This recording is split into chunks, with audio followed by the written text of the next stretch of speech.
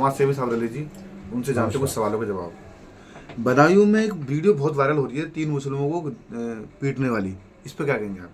देखिए, बहुत ही शर्मनाक हादसा है ये।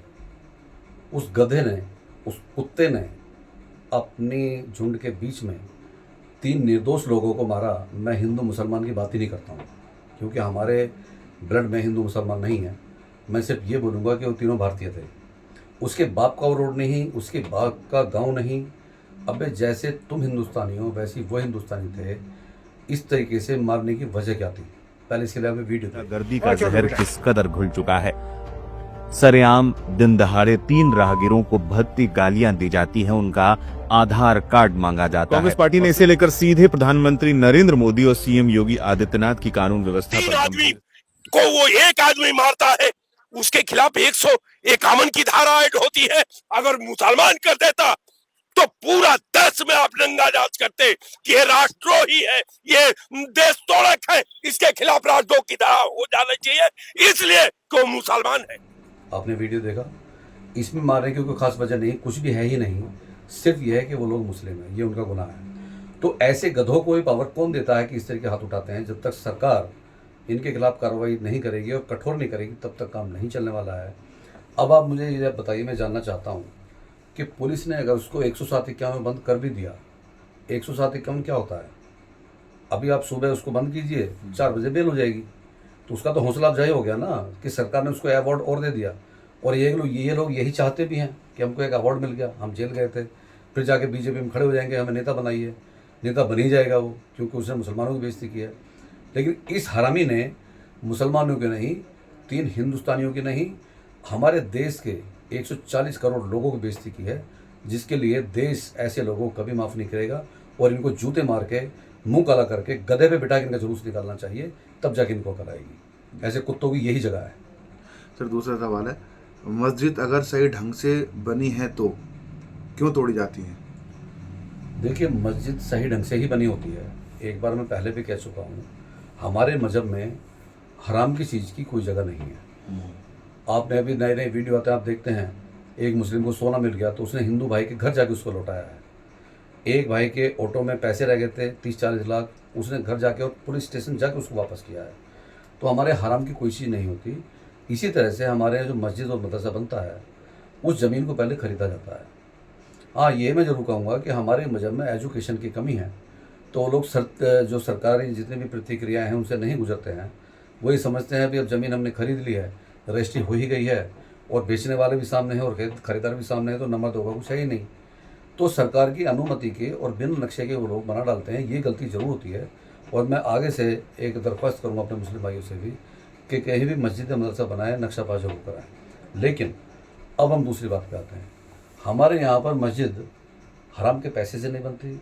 यहाँ तक की बात है कि जो मुसलमान उसमें अपनी रसीद कटवाता है, उसमें चंदा देता है, वो भी ये देख लेता है कि जो पैसा मैंने दिया है मेरा पैसा हराम का तो नहीं है। अगर उसमें हराम की झलक है तो वो पैसा देगा ही नहीं। लेकिन अब मैं आपको बताता हूं कि इंडिया के अंदर 99% मंदिर इलीगल और गैर कानूनी जमीन पर बने हुए हैं। पहले आप इसके लिए दीजिए। मैं बता दूंगा, लाखों की संख्या में मंदिर अवैध हैं, लाखों की संख्या में। पार्कों में बने हैं मंदिर, सड़कों पर बने हैं, ग्रीन एरिया जो है उसमें बने हैं, समझे ना। और तो और जाके देख लो, ये कड़कड़डूमा कोर्ट है, कड़कड़डूमा कोर्ट के कोने पर बना रखा मंदिर, बना। अभी देखो आप कॉलोनियां जा रही हैं, कॉलोनिया की दीवार के साथ में मंदिर, आधी सड़क घेर रखी है, वहां मंदिर बने हैं। दिल्ली में देख लो आप, कहीं और जाने की जरूरत, ये सब बने हैं, पर क्योंकि सत्ता उनके हाथ में है। तो आपने वीडियो देखा? आरटीआई के आधार पर पता चला है अभी तक कम से कम 10,000 मंदिरों को चिन्हित किया गया है। इन गधों को जो बेमतलब की बकवास करते हैं, आए दिन मस्जिदों पर आवाज़ उठाते हैं, इनको ये समझ नहीं आता कि तुम टोटल मंदिर रोड पे, पार्क में, सरकारी ज़मीन पे जगह घेरने के लिए डीडे की ज़मीन पर बनाते हो। अगर इन पर एक बार बुलडोजर शुरू हो गया तो मुझे लगता है हिंदुस्तान में 2-4 ही मंदिर बचेंगे, वरना मंदिर ही नहीं बचेगा, क्योंकि 99% मंदिर गलत जगह पर बने हुए हैं। इसीलिए इस पर थोड़ा सरकार को भी ध्यान देना चाहिए।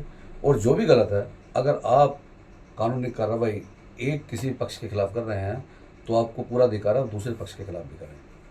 हिंदू मुस्लिम नफरत बढ़ती जा रही है, क्या हिंदू ही कसूरवार है? इस वक्त हम तो सभी को भाई मानते हैं, हमने तो कभी हिंदू मुसलमान किया ही नहीं है, लेकिन कुछ लोगों ने ठेका लिया हुआ है। जैसे कि अभी मेरठ में जो मेट्रो चालू हुई थी, मोदी जी 2 दिन पहले ही उसका उद्घाटन करके आए हैं। उसमें मुस्लिम हिंदू भाई सभी सफ़र कर रहे थे। तभी कुछ गलत सोच के हिंदू, जो अपने आप को हिंदू कहते हैं लेकिन वो नकली हिंदू हैं, असली हिंदू वो हैं ही नहीं, उन्होंने बिना किसी वजह के नारे लगाने शुरू कर दिया, जय श्री राम, जय श्री राम, जय श्री राम।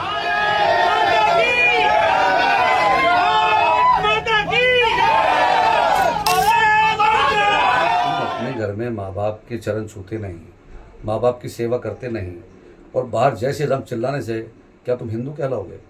क्या भगवान राम आपको माफ़ कर देंगे? मुझे बताइए, भगवान राम और बजरंग दल के नाम पे जो ये आतंक चल रहा है, बजरंग बली ने कितने लोगों के साथ में गलत किया था? मुझे नहीं लगता किसी एक के साथ भी किया था।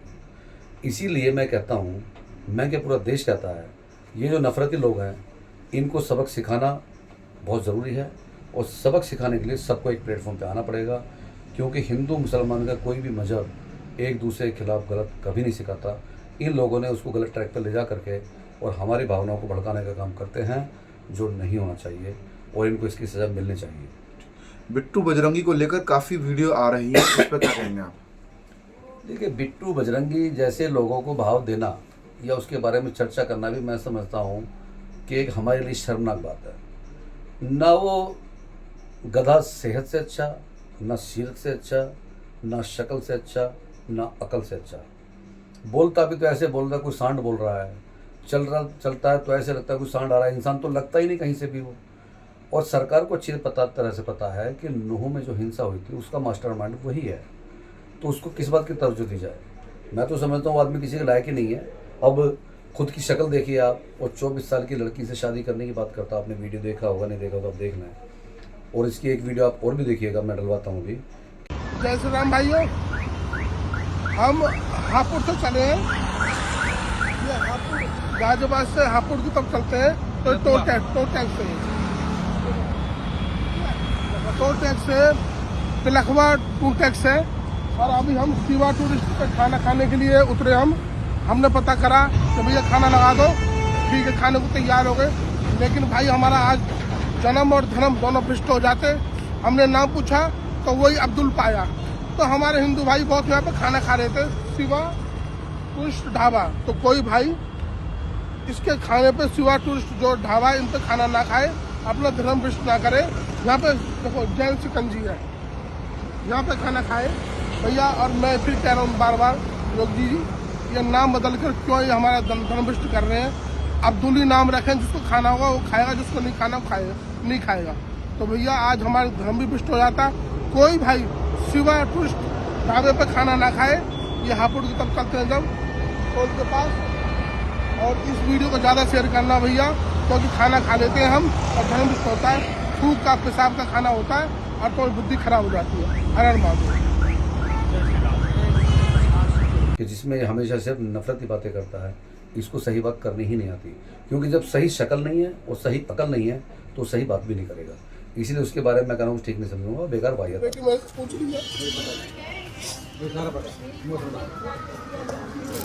ना रहूंगा, लेकिन बच्चों के आगे से